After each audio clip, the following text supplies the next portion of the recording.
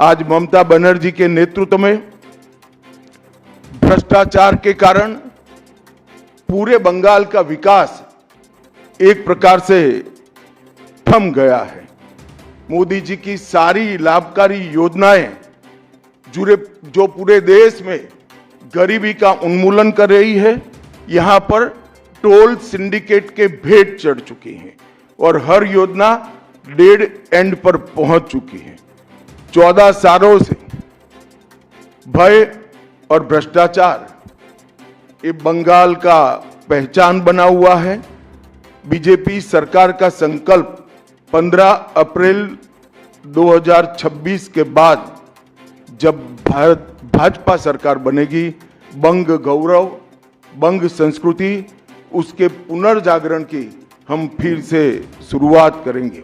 विवेकानंद जी, बंकिम बाबू और गुरुवर टैगोर और श्यामा प्रसाद मुखर्जी के स्वप्न का बंगाल बनाने का हम फिर से एक बार प्रयास करेंगे।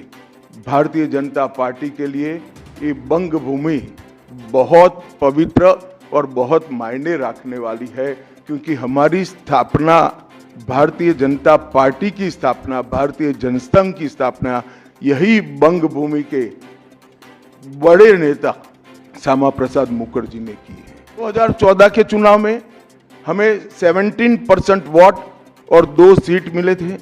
2016 के विधानसभा चुनाव में हमें 10% वोट मिले और विधानसभा की केवल 3 सीटें मिली थी।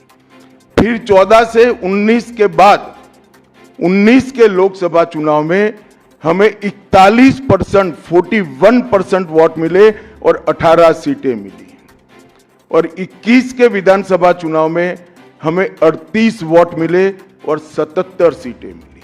ये बहुत बड़ा अंतर है।